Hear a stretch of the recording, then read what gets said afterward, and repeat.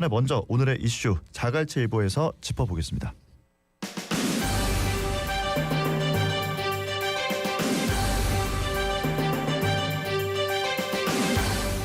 자갈치일보.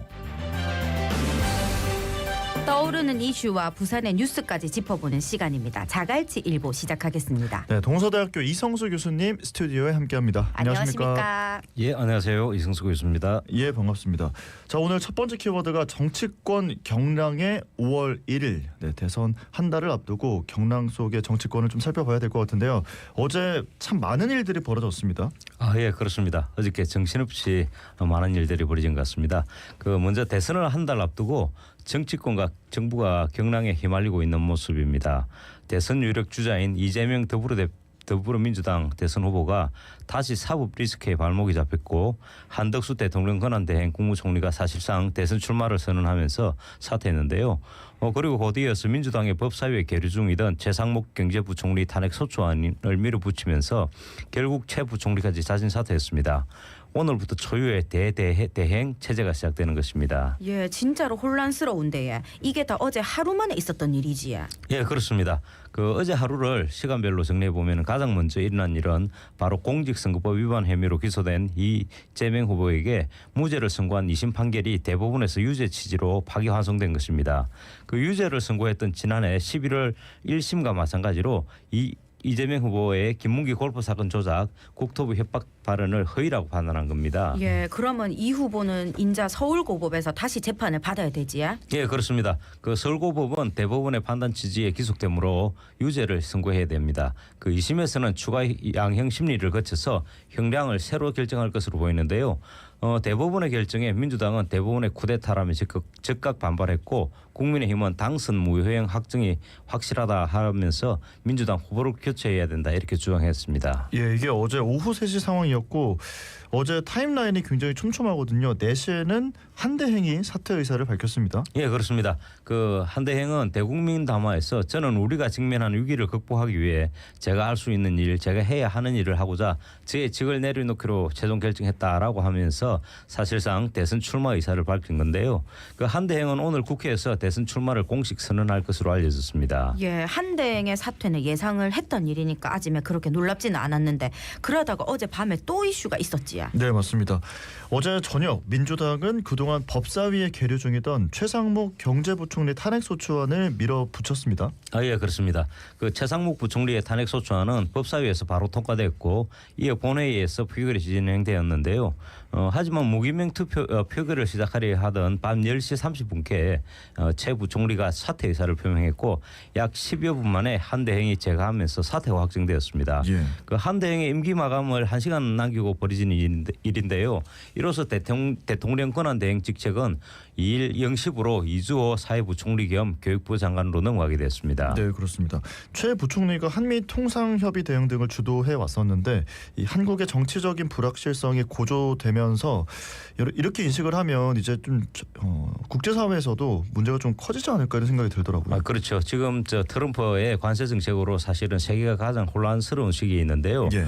최 부총리가 사임하는 과정에서 외국 투자자들이 끓이는 정치적 불확실성이 고조됐다라는 점은 한국으로서는 큰 악재라고 볼 수 있습니다. 예. 특히나 미국의 관세 압박과 내수 부진, 국내 경제 문제에 대한 그런 대응력이 떨어질 수밖에 없는 상황인데요. 최 부총리의 사임은 경제 리더십 공백으로 이어지면서 정책 연속성이 단절될 위험에 처했다, 이런 우려가 나오고 있는 상황입니다. 예, 그리고 한 가지 더 짚어볼 부분이 이 민주당이 심우정 검찰총장 탄핵소추안도 발의를 했더라고요. 예, 그렇습니다. 민주당은 심 총장에 대한 탄핵소추안을 발의하면서 탄핵안에서 비상계엄에 심 총장이 가담하거나 최소한 묵인 방조했다라고 주장했는데요. 심우정 검찰총장은 이에 대해서 더불어민주당의 탄핵소추안 발의에 근거 없는 허위사실이라면서 반발하는 모습을 보였습니다. 예, 참 아직은 잘은 몰라도 국정 운영되는 모습을 보고 있으면 이건 깃털보다 더 가볍게 느껴집니다. 비단 저만 그래 느끼겠습니까? 국격이라는 게 쌓아 올리는 데는 한 세월이어도 무너지는 거는 한순간이지야. 아직에도 우리 국민들도 다 지켜보고 있습니다. 보는 눈이 억수로 많은 거를 항시 기억하이소. 예. 자, 이렇게 해서 다음 뉴스로 넘어가 볼 텐데 어제 사태에서 짚어볼 문제가 하나 더 있습니다. 대통령 권한은 이주호 사회부총리 겸 교육부 장관이 맡게 되면서 이제 대통령 대행의 대행이라는 초유의 사태가 발생을 했는데 이제 국무위원 수도 14명으로 줄어서 15명 이상으로 규정된 국무회의를 개최조차 하지 못할 수 있다 이런 논란이 나오고 있더라고요. 예, 이게 참 큰 문제인데요. 더불어민주당 주도의 탄핵안 처리를 피해서 최상목 경제부총리가 전격 사퇴하면서 국무위원 수는 14명으로 줄어버렸습니다. 헌법 88조에 의하면은 국무회의는 대통령, 국무총리와 15인 이상 30인 이하의 국무위원으로 구성한다 이렇게 돼 있는데요. 예. 국무회의 최소 구성은 수에도 못 미치게 된 것입니다.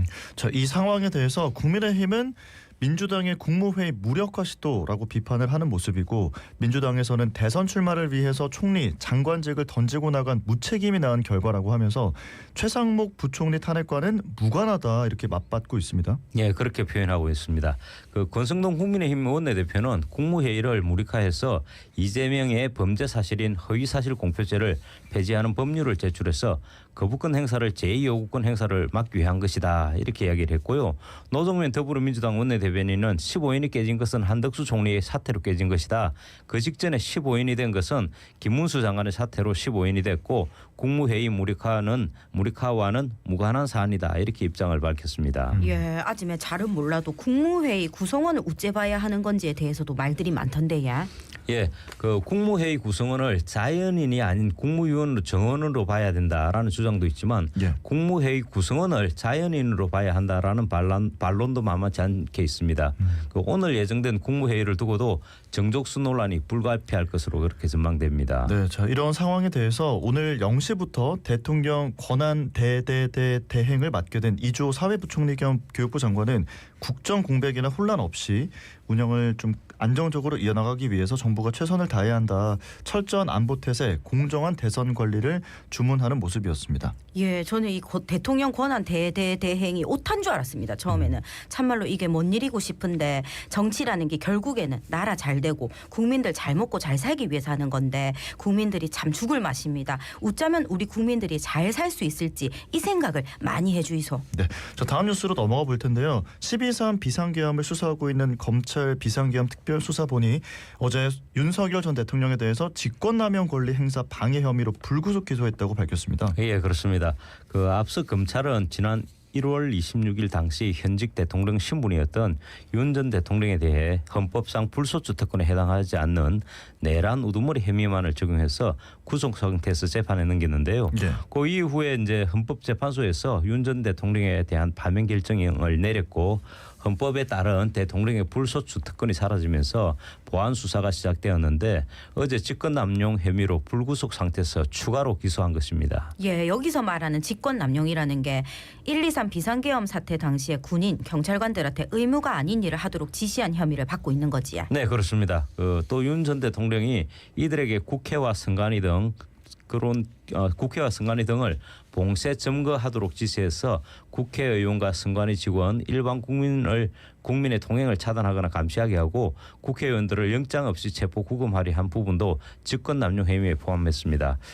검찰 관계자는 윤 전 대통령의 직권남용 혐의와 내란죄 혐의는 사실관계가 다르지 않다며 신속히 기소해서 같이 판단을 받는 게 좋다라고 생각했고 충분한 증거가 확보됐다면 기소 배경을 그렇게 설명했습니다. 예, 아직도 작년 12월 3일 생각하면 심장이 덜컹하거든요. 그동안 국민들이 얼마나 고통을 받았습니까? 납득할 수 있는 판단 기다리고 있겠습니다. 네, 이제 부산 소식으로 넘어가 보겠습니다. 부산시 의회가 어제 지난 21일부터 11일 동안의 제328회 임시회 일정을 모두 마치고 폐회했습니다. 예, 그렇습니다. 이번 임시회에서 시의회는 조례안 39건, 동의안 10건, 의견 청취안 4건, 규칙안 1건, 결의안 1건 등 총 55건의 안건을 심사했는데 이 중 50건을 원안 가결, 4건을 수정 가결했습니다. 2025년도 시민 건강 분야 출연 변경 동의안 1건은 보다 면밀한 추가 검토를 위해서 심사가 보류됐습니다. 예, 자갈치 아짐에서도 사상 하단성 공사 현장 땅꺼짐 발생했다고 여러 번 이야기를 전했었는데 이번 임시회에서 안전사고 관련해서도 이야기를 많이 했다대요. 예, 그 이야기 많이 나온 것으로 보입니다. 그 건설교통위원회는 이번 임시회에 지난달 10일 도시철도 사상 하단선 새백로 구간 지반 침하 현장을 점검한 후에 임시회 중인 23일에는 관련 기관을 대상으로 긴급 현안 질의를 실시하고 사고 원인 규명과 재발 방지책을 요구했습니다. 운영위원회에서는 지난달 28일 땅꺼짐 진단과 해법 정책 토론회를 열어 지반 침하 원인 분석과 지하 안전 통합 관리 체계 등 체계 구축 등 실효성 있는 예방을 논의했습니다. 네, 이렇게 땅꺼짐 사고뿐만 아니라 좀 부산의 전반적인 안전사고 대책을 논의했다고 하더라고요. 예, 그렇습니다.